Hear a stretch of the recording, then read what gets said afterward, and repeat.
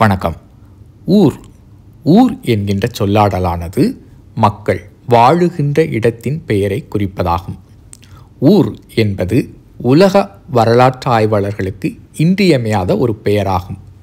ஏனெனில் இன்று உலகத்தின் தலையாய சமயங்களான கிறித்தவம், இஸ்லாமியம், யூத மதங்களுக்கு தந்தையாக முன்னோடியாக விளங்கிய ஆபிரகாம் பிறந்த இடம் என்பதினாலும் அது சுமேரியர்களுடைய முதன்மையான நாகரிக தொட்டிலில் இடம்பெற்றிருக்கக்கூடிய ஒரு இடத்தின் பெயர் என்பதினாலும் உலக ஆராய்ச்சியாளர்களுக்கு இந்த ஊர் என்பது ஒரு இன்றியமையாத பெயராகும். இனி தமிழுக்கு வருவோம். ஊர் மக்கள் எறும்புகளைப் போன்று ஓரிடத்திலிருந்து மற்றொரு இடத்திற்கு ஊர்ந்து வந்து சேருகின்ற இடம். அந்த இடத்தில் மக்கள் வாழ தொடங்குகின்றனர். அதனால் அதற்கு ஊர் என்று பெயர். ஊர் என்கின்ற பெயருக்கு அடிப்படை ஊறுதல் என்பதாகும். நாம் ஊர்வன என்று கூறுகின்றோம். அடிப்படையில் நத்தையானது ஊர்ந்து செல்லக்கூடிய ஒரு உயிரினம். ஊர் மக்களின் எண்ணிக்கை மற்றும் பெருக்கத்தை பொறுத்து தமிழில் ஊரானது பலவாறாக பிரிக்கப்படுகிறது. சிற்றூர், பேரூர், மூதூர். சிறிய அளவிலான ஊரை சிற்றூர் என்றும் அதே பெரிய அளவிலான ஊரை பேரூர் என்றும் பழமையான முதுமக்கள் வாழக்கூடிய ஊரை மூதூர் என்றும் வகைப்படுத்தியிருக்கின்றோம். தமிழில் ஊரை இவ்வாறு வகைப்படுத்தி பெயரிட்டிருக்கும் முறைமை கூட ஒரு பொருள் நிறைந்ததுதான். ஊர் என்கின்ற பெயரிலிருந்து ஊரன் என்கின்ற சொல்லாடல் பிறக்கின்றது. ஊரன் என்றால் ஊருக்கு தலைவன், ஊரை உடையவன் என்று பொருள். ஊர் மற்றும் ஊரன் போன்றவற்றை குறித்து ஏராளமான பழந்தமிழ் பாடல்கள் 2000 ஆண்டுகளுக்கு முன்பே குறிப்புகளை தருகின்றன. சான்றுக்கு சிலவற்றை நான் உங்களோடு பகிர்ந்து கொள்கின்றேன். இனியது கேட்டு இன்புறுக இவ்வூரை, இனியது கேட்டு இன்புறுக இவ்வூரை. இது குறுந்தொகையில் இடம்பெறக்கூடிய ஒரு அழகான தொடர்.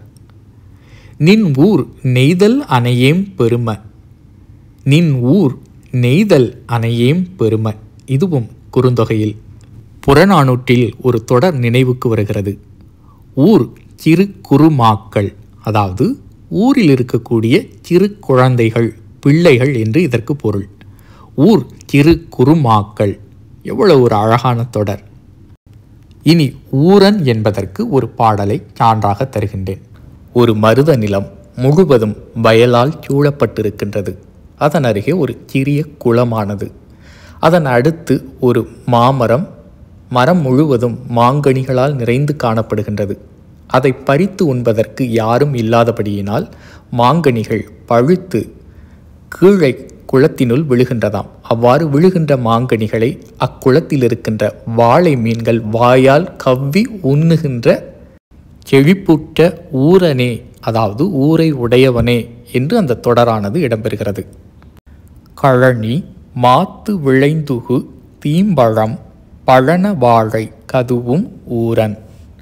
கழனி அப்படின்னா வயல், மாத்து விளைந்து உகு அப்படின்னா மாமரத்தில் விளைந்து கீழே விழுகின்ற தீம்பழம் பழுத்த கனிகள், பழனம் அப்படின்னா குளம், வாழை அப்படின்னா வாழை மீன், கதுவும் என்றால் கவ்வும்.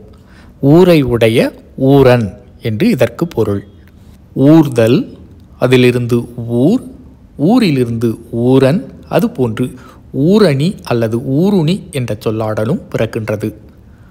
ஊருணி அல்லது ஊரணி என்றால் ஊருக்கு நடுவில் இருக்கின்ற ஒரு நீர்நிலை. அது கிணறாகவோ குளமாகவோ இருக்கலாம். எனக்கு தூத்துக்குடி மாவட்டத்தில் இருக்கின்ற 2 ஊர்களின் பெயர்கள் நினைவுக்கு வருகின்றது. பொட்டலூரணி, பேரூரணி. வியப்பாக இருக்கிறதல்லவா? இன்றும் இச்சொல்லாடல் நம்மிடம் இருந்து கொண்டுதான் இருக்கிறது.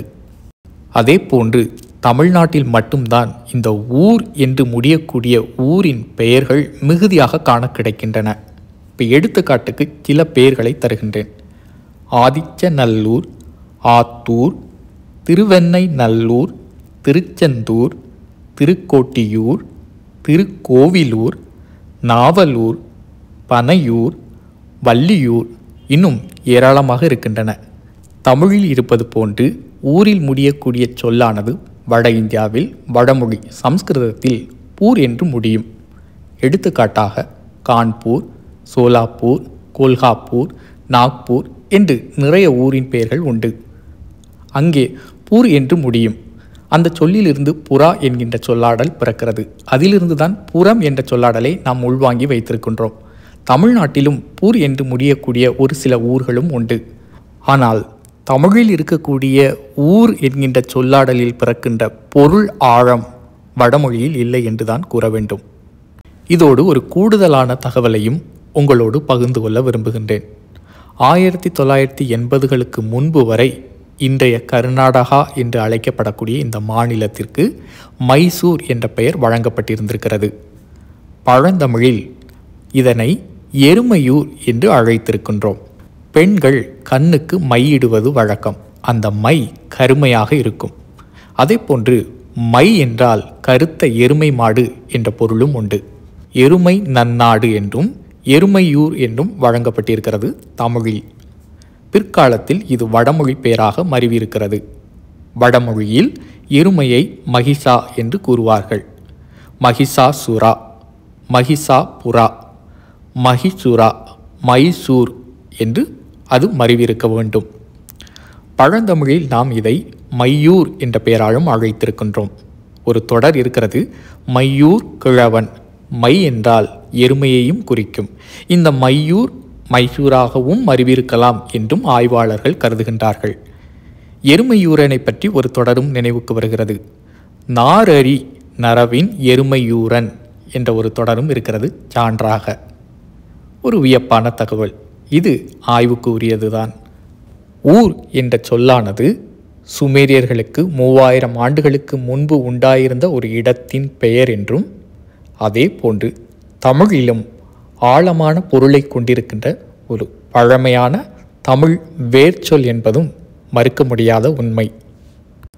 ஊர்தல், அதிலிருந்து ஊர், அதிலிருந்து ஊரன், அவற்றிலிருந்து தான் பிறக்கின்றது ஊரணி, ஊருணி போன்ற சொற்கள். இந்த காணொளி உங்களுக்கு விருப்பமான காணொளி அப்படின்னா மற்றவர்களுக்கு பகிர்ந்து கொடுங்க. முதல் முறையாக என்னுடைய சேனலை பார்க்குறீங்க அப்படின்னா மறக்காமல் சப்ஸ்கிரைப் பண்ணுங்கள். மீண்டும் சந்திப்போம். நன்றி.